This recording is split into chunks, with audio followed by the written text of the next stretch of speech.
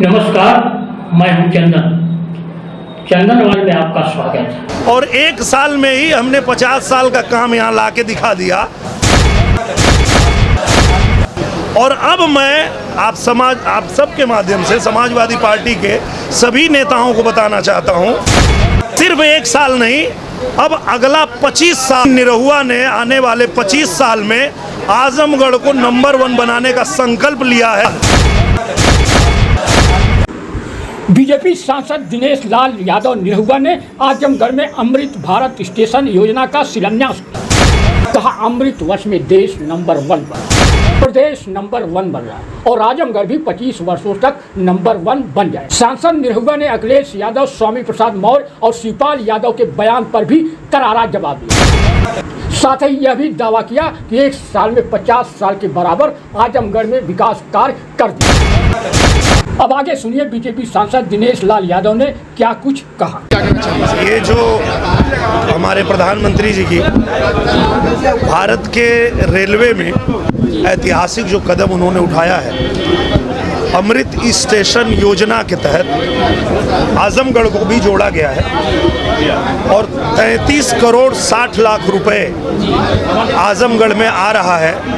आजमगढ़ के स्टेशन को आधुनिक बनाने के लिए और उसको सजाने के लिए, क्योंकि आजमगढ़ का स्टेशन ही नहीं, पूरे भारत का जो स्टेशन है वो कहीं न कहीं उस ज़िले की पहचान होता है।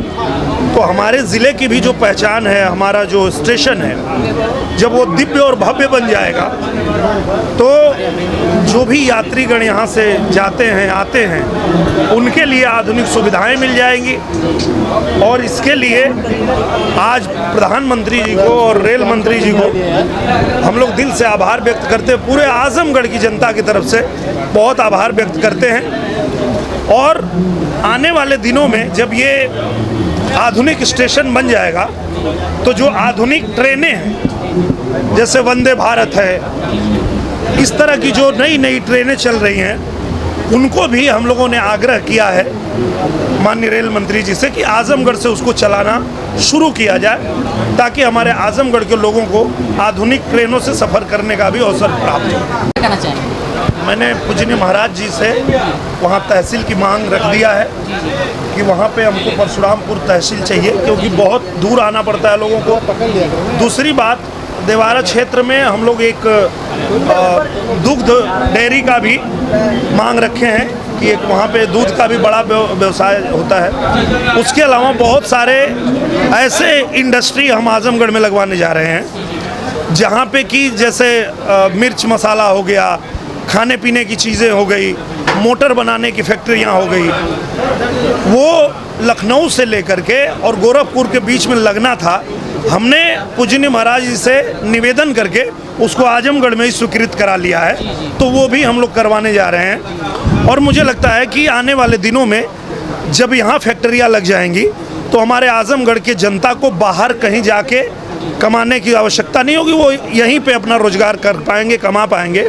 इसके अलावा जो सबसे बड़ी प्रधानमंत्री जी की सोच है, जो मैं आप लोगों के माध्यम से अपने आजमगढ़ की जनता तक पहुंचाना चाहता हूं, प्रधानमंत्री जी ने एक योजना लाई है जिसमें जो पटरी पे लगाते हैं दुकान, उनके लिए 10,000 रुपया सरकार दे रही है।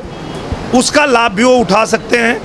जब वो 10,000 रुपया व्यवसाय करके वो भर देंगे तो सरकार उनको 20,000 देगी। फिर अब व्यवसाय करके भर देंगे तो सरकार उनको 50,000 रुपये देगी। इस तरह से वो अपना व्यवसाय बढ़ा सकते हैं, बड़ा कर सकते हैं बिना किसी ब्याज के। और इस सुविधा को पाने के लिए आपको कुछ नहीं करना है, आप हमारे सांसद कार्यालय पे जाइए, वहाँ फॉर्म भरिए और फॉर्म भरते ही वहाँ पे जो हमने नया ऐप बनवाया है वो ऐप बता देगा कि आप किन किन योजनाओं के लाभ पाने के योग्य हैं और कौन सी आपको मिल रही है, कौन सी नहीं मिल रही है। वो सारी योजनाओं का लाभ भी आपको मिलने लगेगा। इसकी व्यवस्था भी हम लोग आजमगढ़ में कर रहे हैं। हमारे कार्यक्रम का हमारे उनके कार्यक्रमों आगे भी वो ऐसा करेंगे। मुझे लगता है कि मेरे जो शिवपाल चचा जी हैं, चाहे अखिलेश भैया हैं, चाहे महेंद्र भैया हैं, धर्मेंद्र भैया हैं, मैं सब लोगों को एक ही चीज़ बताना चाहता हूँ कि आजमगढ़ ने आप लोगों को नकार दिया है और अब अगर आप गलती करेंगे आजमगढ़ आने का तो उसका परिणाम भी आजमगढ़ आपको दिखा देगा। उसका कारण ये है कि आजमगढ़ ने आपको मौका दिया था 5 साल रहने का, 4 साल में एक काम नहीं कर पाए तो आप भाग गए। तो आजमगढ़ ने निरहुआ को टाइम दिया 1 साल का और 1 साल में ही हमने 50 साल का काम यहाँ ला के दिखा दिया। और अब मैं आप सबके माध्यम से समाजवादी पार्टी के सभी नेताओं को बताना चाहता हूँ कि सिर्फ 1 साल नहीं, अब अगला 25 साल जो अमृत काल है वो आजमगढ़ में रह के, और जैसे प्रधानमंत्री जी हमारे देश को नंबर 1 बनाने का संकल्प लिए हैं, जैसे मुख्यमंत्री जी उत्तर प्रदेश को नंबर 1 बनाने का संकल्प लिए हैं, वैसे ही निरहुआ ने आने वाले 25 साल में आजमगढ़ को नंबर 1 बनाने का संकल्प लिया है और वो यहीं रह के पूरा करके दिखाऊंगा।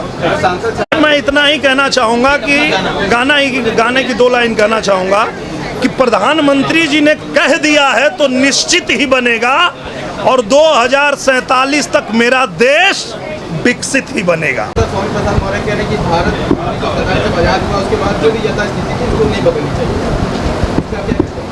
क्या नहीं बदलनी चाहिए थी? नहीं, मुझे लगता है कि देखिए, देश की भावना के साथ ही देश चलता है और देश जब प्रचंड बहुमत से कोई सरकार चुनती है तो उस सरकार के एजेंडे पे चुनती है। तो भारतीय जनता पार्टी को अगर प्रचंड बहुमत मिला है तो आप उसका एजेंडा पढ़िए कि उसने क्या कहा था कि हम आएंगे तो क्या करेंगे। तो भारत की जनता चाहती थी कि वो करिए, इसलिए प्रचंड बहुमत दी है और भारत के जनता के विश्वास के साथ ही काम हो रहा है। साथ ही साथ उन्होंने ये भी कहा है कि जब चुनाव आता है तो भारतीय जनता पार्टी नहीं, ऐसा नहीं है। देखिए क्या है कि न्यायालय में जब भी कोई मामला आता है तो न्यायालय उसकी छानबीन करती है और जो सत्य होता है वो सामने रखती है। तो मैं ये कहना चाहता हूँ कि अगर किसी को किसी भी चीज़ पे कोई आपत्ति है तो न्यायालय उसको जांच करेगी और जो सच है वो सामने रख देगी, उसमें कोई किसी को परेशानी नहीं होनी चाहिए। जिस प्रकार से